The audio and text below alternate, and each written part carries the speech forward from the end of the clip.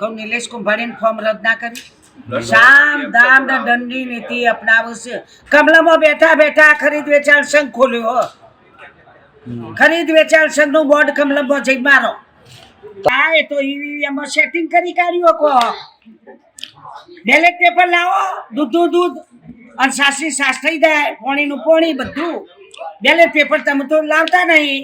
Ballot paper લાવો તો હાલ ચોખ્ખું થઈ જાય. ભાજપના ચેટલા ભાજપનું તો કોઈ નહીં, બધા રોડીને ઘેર જોઈને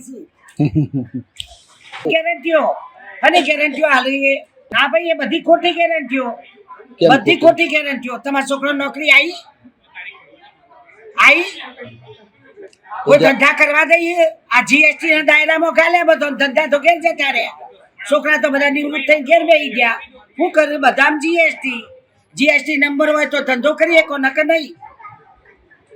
કમાઈ નિમરે ચાલો કન્યા મરો પણ કે અમારું તરફોણું ભરો. રામ મંદિર શું કરવાનું? રમ ખાવા આલસી બેઠા બેઠા ઈ કણ વગર આત્મા ગલાય. રામ મંદિર બધ્યું છે, એના રૂપિયા બધ્યું. જનતાના પૈસા, પ્રજાના પૈસા રામ મંદિર બંધોણ્યું. શું બધા બધા રાજકારણ વાળા સિંધી જમીનો વેચી રૂપિયા લ્યા. એના ઘરના કાઢે નીતિ ચોરી ખાલી કરી રામ મંદિર બનાવ્યું. પ્રજાએ પૈસા આલ્યા ભાઈ. રામ મંદિર તો અયોધ્યા બનવાનું જ હતું. આજ કે કાલે બનાવ તો ખરું જ. આપણી જમીન થઈ કે હિન્દુઓની આ જમીન હેરી મસ્જિદ કરે તો આપણું રામ મંદિર તો બનવાનું જ હતું. રામ મંદિર રાજકારણ ચો લેવા દેવા છે ભાઈ?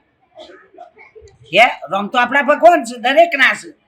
આખી દુનિયા ના છે, આખા વિશ્વ ના છે. રામ દરેક ના છે. રામ એકલા એમના જ છે ના ભાઈ. અમે તો અયોધ્યા નહીં જ્યાં કને મેલીને જઈએ. ઘેર કોઈ હોવું જો ઘર સંભાળવા વાળું. આપણે જવાબદાર વ્યક્તિ હોય તો આપણે ઘરનું મેલી ચો જઈએ. કહો રામ આપણા દિલમાં જ રાખો, હૃદયમાં. બહાર ચો ઉભા જવાની જરૂર છે? આપણા ભીતરમાં રામ નહીં બેઠો? આત્મા એક પરમાત્મા બેટા. બહાર ચોય ઉભા જવાની જરૂર નહીં.